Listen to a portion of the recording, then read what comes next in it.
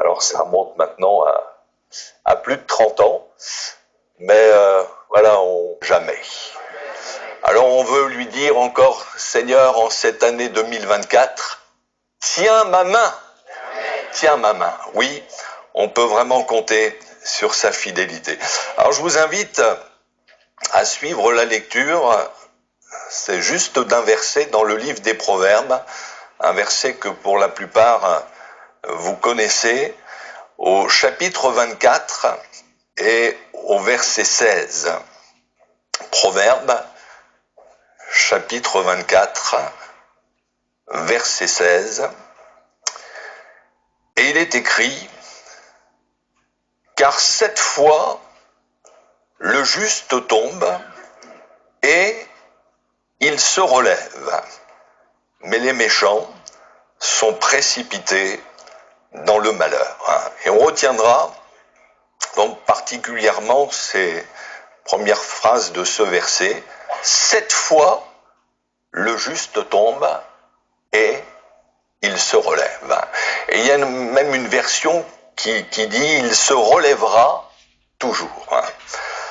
Alors on trouve ici une affirmation de la parole de Dieu qui est quand même surprenante, puisqu'elle nous annonce que le juste tombe, et en plus, pas qu'une fois, mais 7 fois. Et là, on s'interroge. Comment est-il possible qu'un juste puisse tomber? Parce que quand même, dans la parole de Dieu, le juste, c'est pas n'importe qui.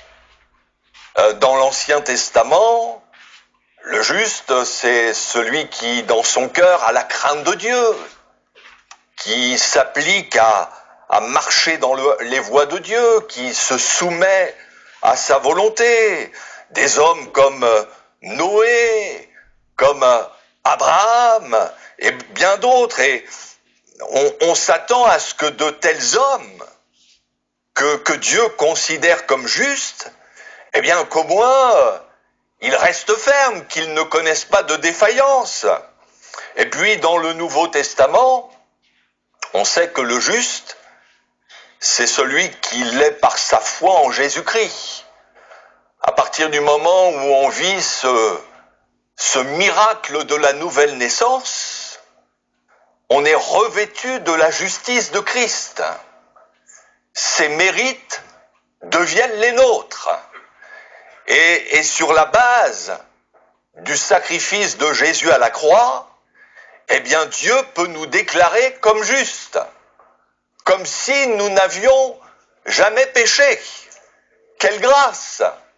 Et vous savez, c'est important de serrer cette vérité dans notre cœur, justement si nous voulons avoir de l'assurance devant Dieu, et même face aux accusations de l'adversaire. C'est l'apôtre Paul qui, dans son épître aux Romains, nous pose cette question, mais qui accusera les élus de Dieu? Et il répond, c'est Dieu qui justifie. Et c'est par Jésus et par lui seul que nous pouvons l'être. Alors le juste, oui, sous la grâce, c'est celui qui l'est par le sang de Jésus, mais néanmoins, ce verset 16 de ce chapitre 24 du livre des Proverbes nous concerne. Le juste tombe. Et que faut-il comprendre par tomber?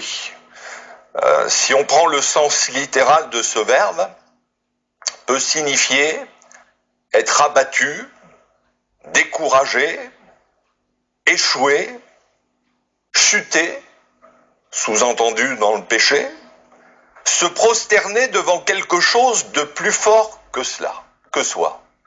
Et tout ça, ça concerne le juste.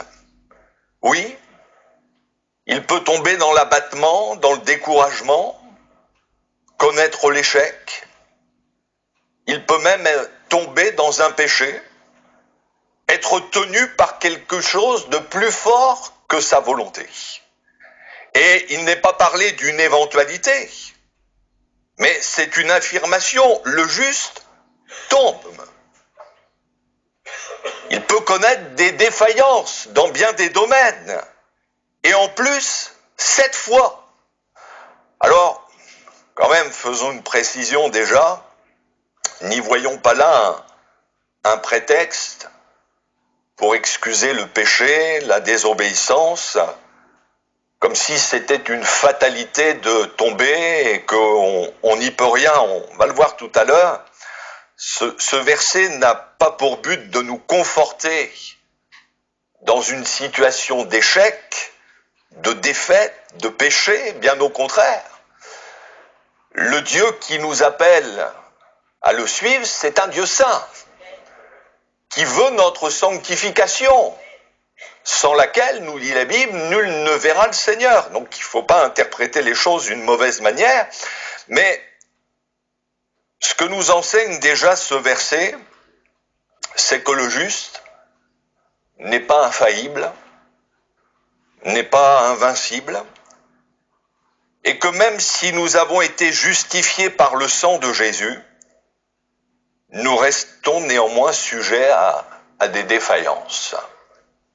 Il faut reconnaître que des fois dans nos assemblées, on a eu tendance à faire un portrait idéal du chrétien. Pour certains, le bon chrétien, c'est celui qui est toujours sur la montagne de Dieu, au top spirituel, jamais ébranlé dans sa foi, jamais découragé, jamais déstabilisé, quelles que soient les situations, jamais triste, toujours joyeux, jamais d'échec, tout ce qu'il entreprend, il le réussit. Enfin, je ne sais pas si vous vous retrouvez dans ce genre de portrait, mais ça, c'est une caricature. C'est un idéal qui n'est pas la réalité, qui des fois est lourd à porter. Vous savez, c'est un peu comme David quand il a annoncé au roi Saül qu'il allait combattre Goliath. Saül a voulu absolument qu'il prenne son armure, mais son armure était trop grande pour lui. Et s'il était allé combattre avec cette armure, mais c'était la défaite à coup sûr. David avait besoin de rester lui-même et de s'appuyer sur Dieu. Et des fois, on a eu tendance à nous mettre une armure qui est un peu trop grande pour nous. Et si on idéalise le chrétien en pensant qu'il doit être infaillible, si on s'imagine une église sans défaut, et même un couple chrétien sans faille, mais on va vite déchanter. Et la réalité va vite nous ramener sur terre.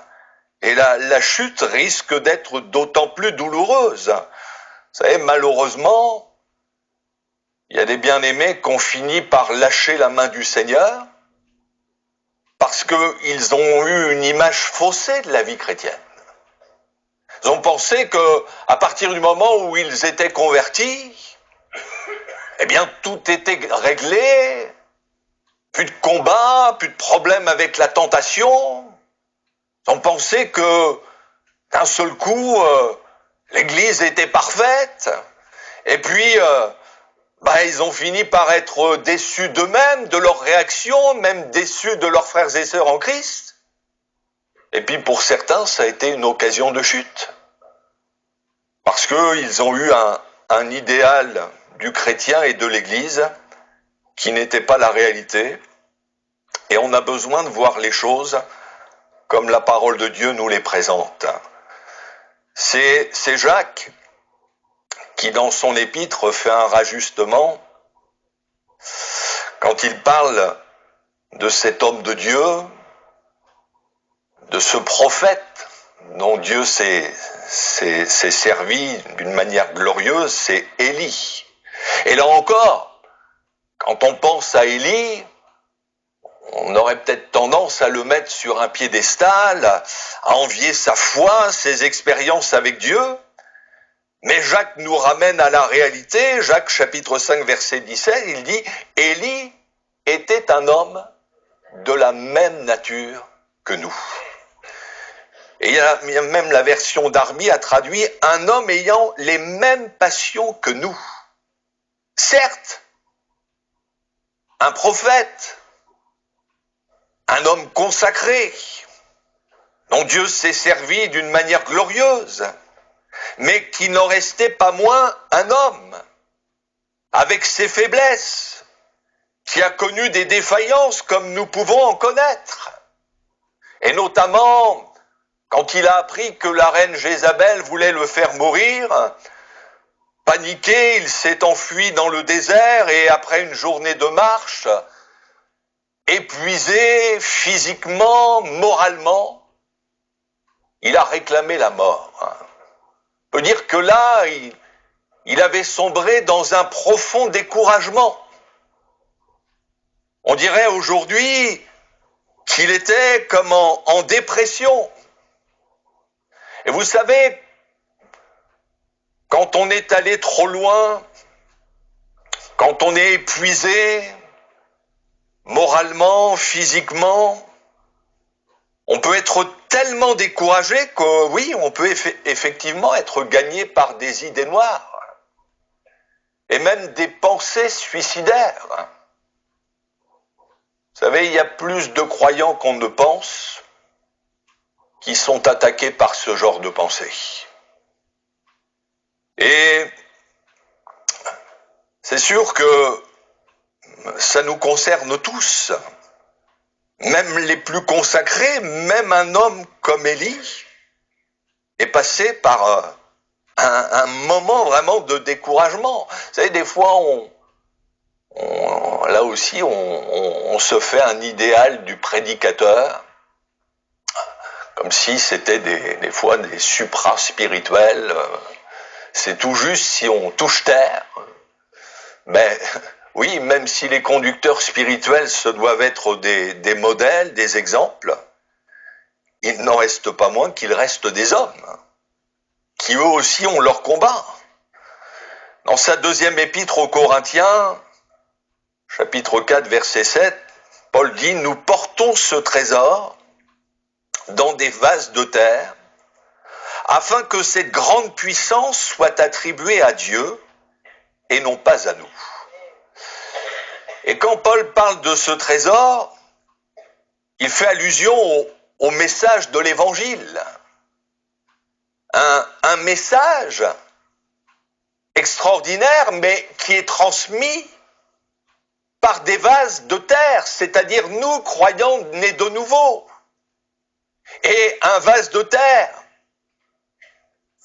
il a des aspérités, il est fragile, il peut se fissurer, se briser facilement. Le vase de terre symbolise la fragilité, ce qui est imparfait, et c'est ce que nous sommes.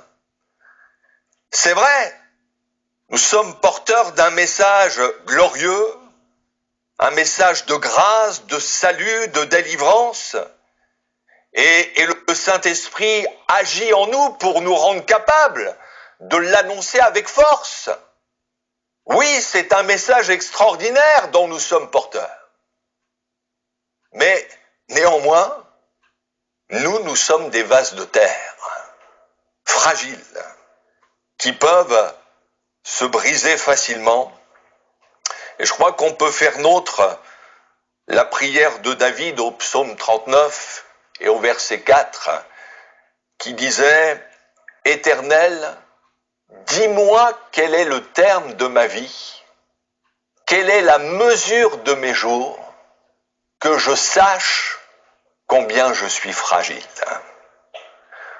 On a besoin d'être conscient de notre fragilité, non pas pour y trouver des excuses à nos désobéissances, pour nous dérober à la volonté de Dieu, mais pour être d'autant plus sur nos gardes. Quand la Bible nous dit que le juste tombe, elle nous rappelle que nous ne sommes pas infaillibles, bien qu'ayant été justifiés par le sang de Jésus, oui, on reste des êtres fragiles, vulnérables. C'est pour avoir oublié cette réalité que Simon-Pierre a connu une chute encore plus brutale que les autres disciples, qui certes ont fui au moment où Jésus a été arrêté, mais eux ne l'ont pas renié comme l'a fait l'apôtre Pierre, et ça n'a pas été du bout des lèvres, hein. Ça a vraiment été un reniement. La chute, elle a été brutale parce que voilà un homme qui a surestimé ses forces, qui se croyait fort dans la foi, persuadé qu'il ne tomberait jamais.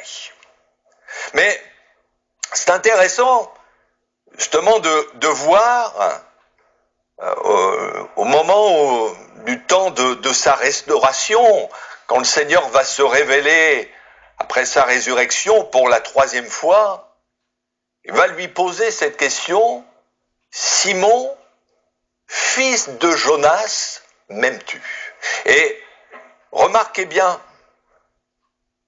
il ne l'appelle pas Pierre, de ce nom nouveau que Jésus lui avait donné et qui symbolisait cette vie nouvelle.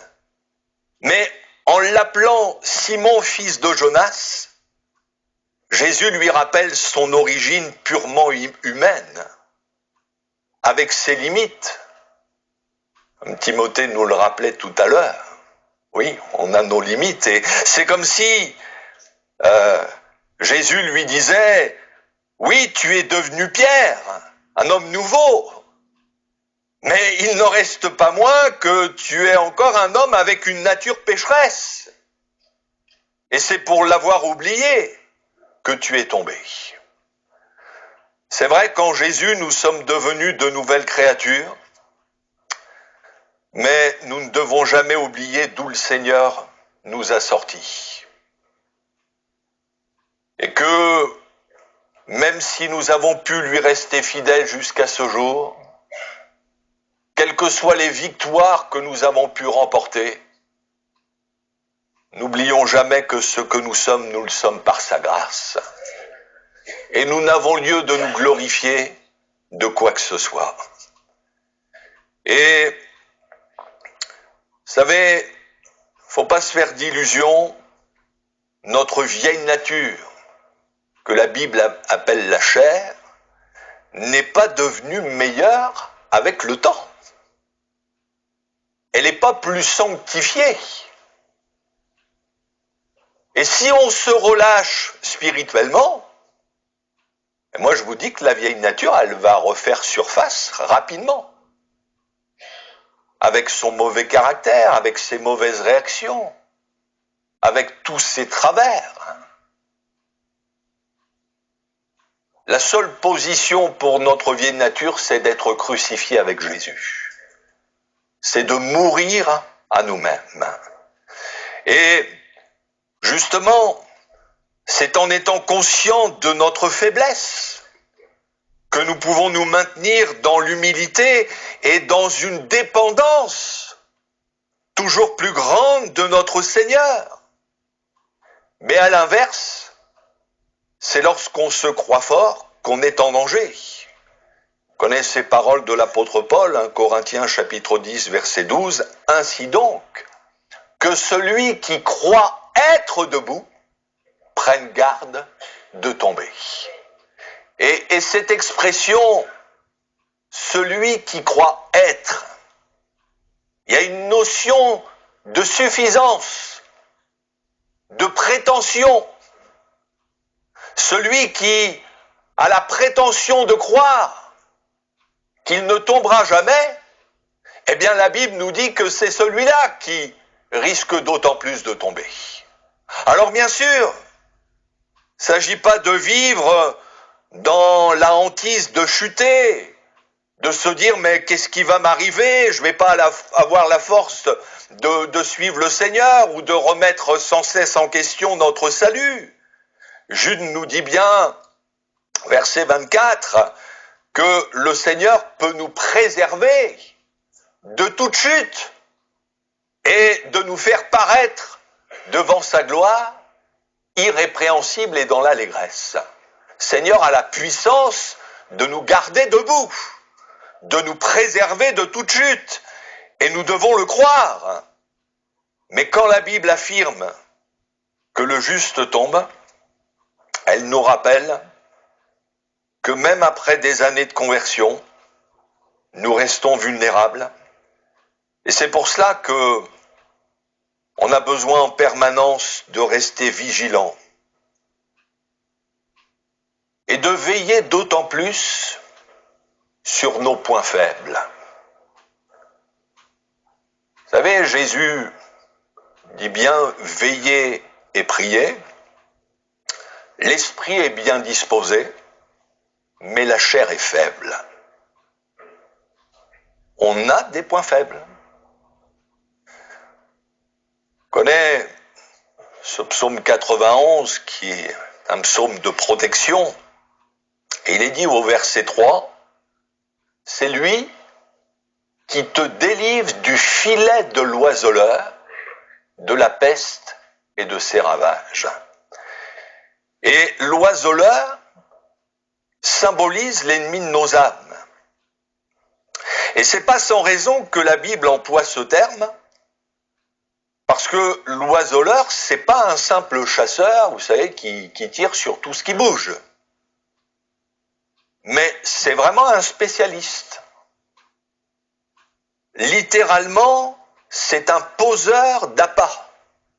C'est-à-dire que c'est quelqu'un qui adapte ses pièges en fonction de l'espèce d'oiseau qu'il veut prendre. Et voyez-vous, si la parole de Dieu compare le diable à un oiseleur, c'est parce qu'il ne choisit pas n'importe quel piège pour essayer de nous prendre dans son filet et de nous priver de notre liberté, nous, enfants de Dieu. Disons-nous bien que l'ennemi de nos âmes connaît nos faiblesses. Il sait quels sont nos points faibles, les choses auxquelles nous pouvons ou nous sommes susceptibles de céder plus facilement. D'où l'importance de bien se connaître. Il ne s'agit pas de s'illusionner sur nous-mêmes, de penser qu'on n'a pas de points faibles. Parce que celui qui raisonne de cette manière, c'est déjà qu'il a un sérieux problème avec l'orgueil. Mais il ne faut pas qu'on se voile la face. On a tous nos points faibles. Des choses qui peut-être nous attirent davantage.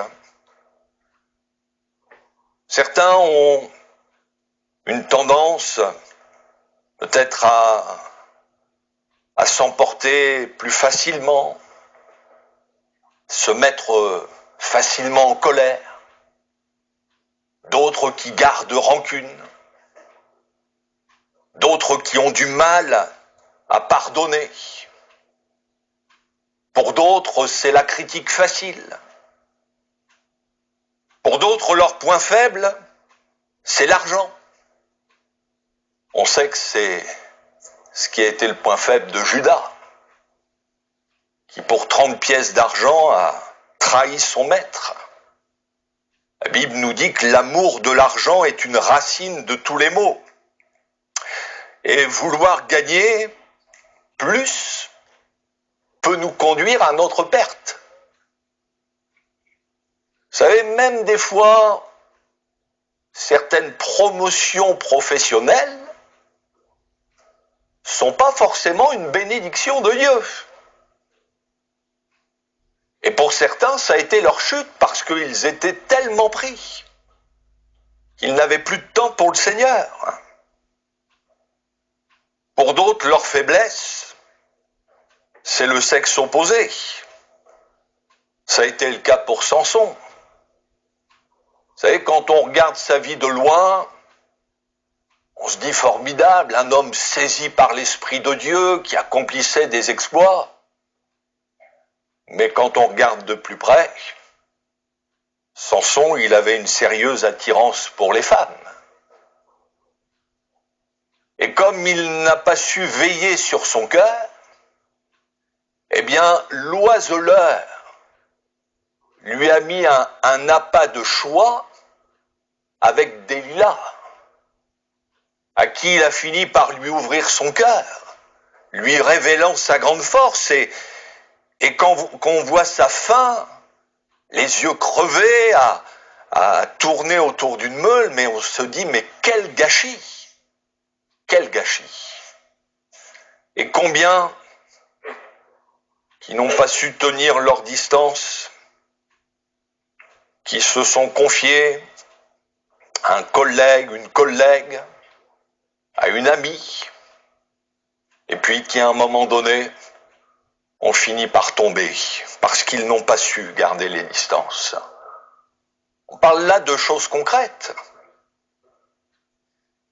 Il y a ceux aussi qui ont des points faibles au niveau de l'alcool, du jeu, ou qui ont cette attirance pour des images impures, surtout aujourd'hui avec Internet. Et combien malheureusement qui sont tombés dans ce filet de la pornographie, plus qu'on ne pense dans nos églises, plus qu'on ne pense.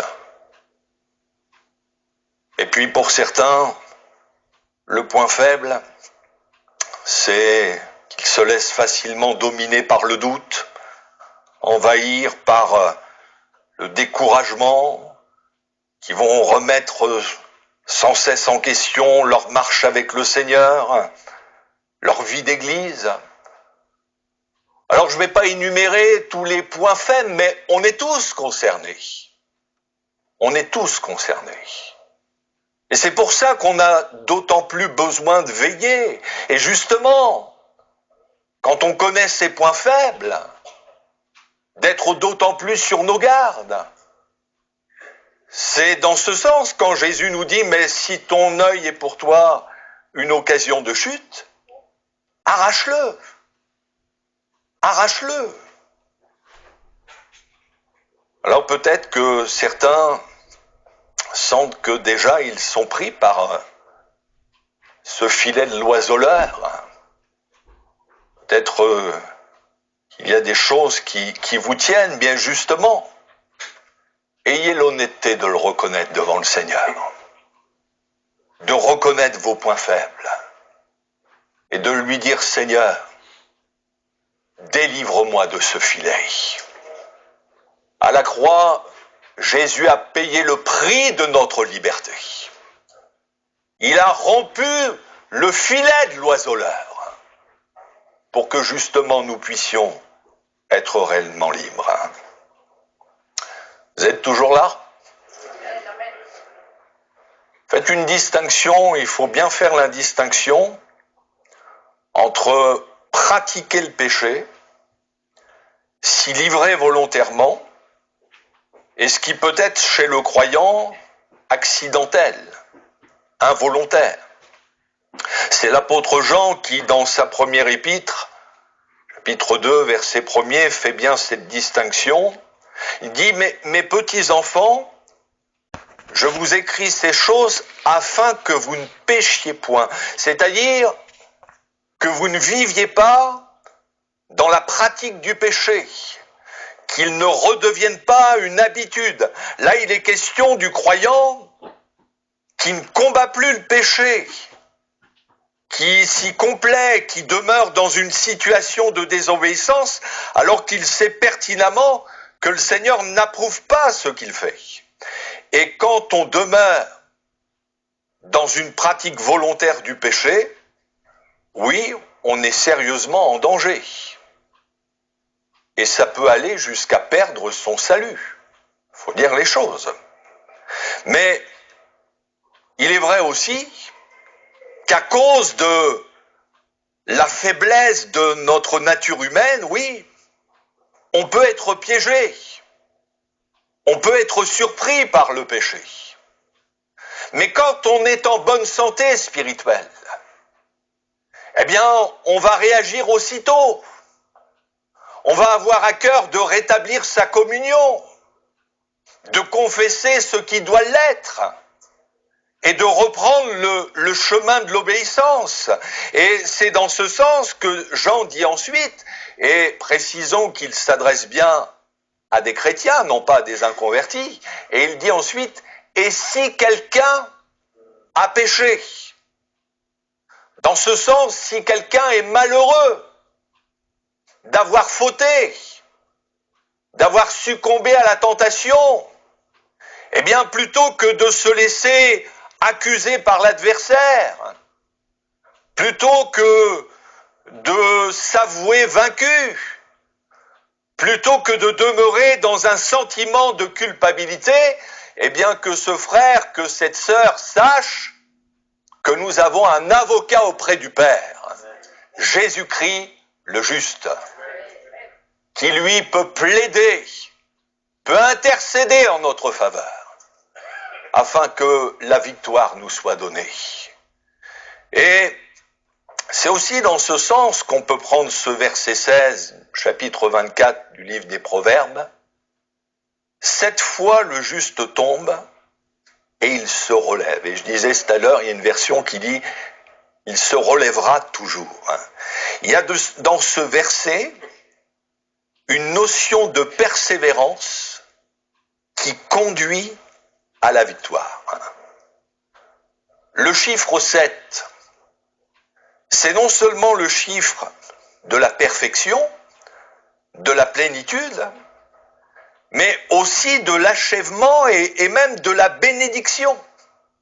Après avoir achevé les cieux et la terre en 6 jours, la Bible nous dit que Dieu bénit le 7e jour.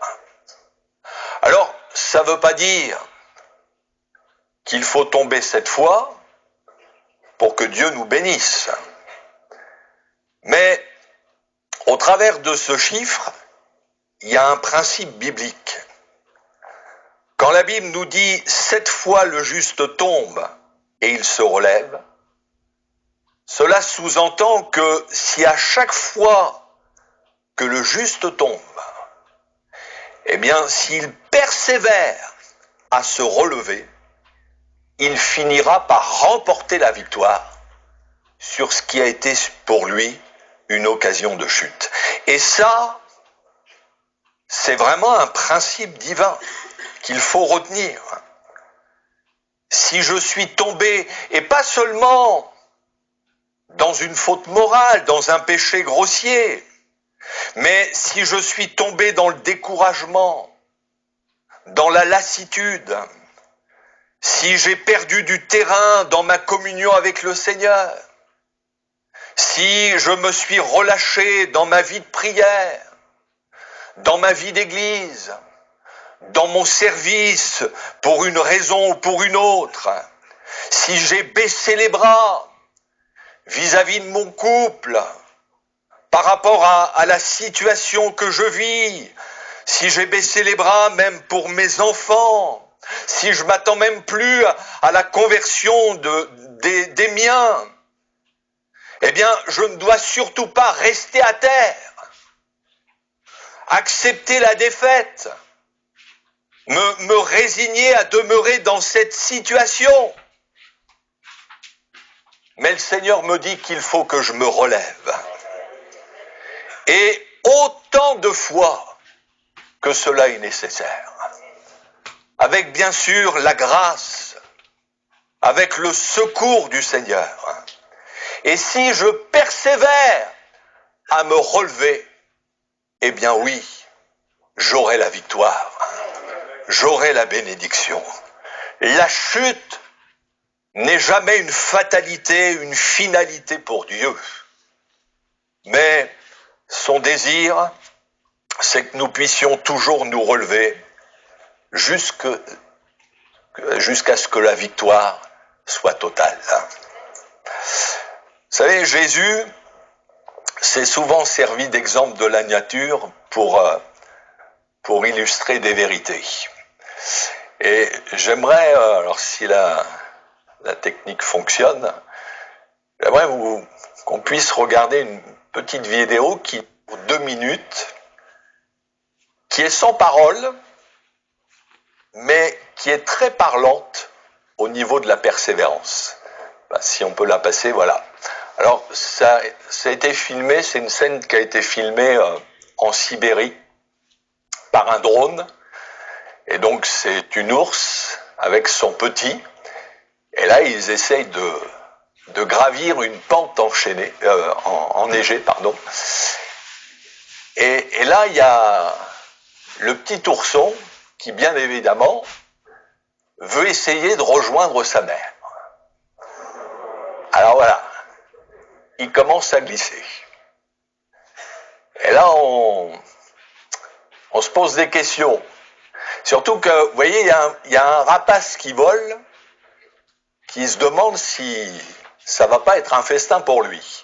Alors la maman, elle est déjà arrivée, mais lui, il rechute. Ouais, 2 fois, oui, vous pouvez compter. Bon, je sais pas s'il y a 7 fois, mais en tout cas, voilà. Il est déterminé. On a vraiment envie de l'encourager. Alors voilà, il est presque arrivé. On se dit, bon, c'est bon. Il arrive. Ouais, et voilà. Et alors là, ça chute encore. Et ça descend. Et ça descend. Et il descend encore. Et il descend. Et il descend. Là, on se dit, on se demande ce qui va en devenir de cet ourson. Hein. Eh bien, il reprend. Il se reprend et il va remonter. Et il va remonter. Vous le voyez, hein? Alors là, la mère, elle est toujours en haut et il lâche pas. Il a chuté, mais il se relève. Et il persévère. Et il y va. Et on a envie de l'encourager, hein? Voilà, alors on se dit, est-ce qu'il va arriver au bout, là? Est-ce qu'il va arriver? Allez. Est-ce que c'est la fin? Eh oui, et ça y est. Le voilà, il rejoint sa mort. Bon, c'est un fait de la nature, mais quand même, c'est parlant, hein, ce petit ourson-là. Quelle détermination. Eh bien, puissions-nous, et d'autant plus avec le Seigneur, avoir cette même détermination. Le juste tombe, mais il se relève. Et il se relève toujours. Je ne sais pas si ce matin, il y en a qui sont à terre, pour une raison ou pour une autre. Je ne sais pas si vous êtes en train de vous battre avec quelque chose qui est plus fort que vous, avec un péché récurrent, avec une mauvaise habitude qui est tenace. Je ne sais pas si c'est la maladie, si c'est une mauvaise nouvelle qui vous a abattu. Je ne sais pas si c'est le découragement, si c'est même la dépression qui vous a mis à terre. Mais je sais une chose, c'est que le Seigneur vous appelle à vous relever. Et à vous relever encore. Parce que si le juste tombe, il se relève.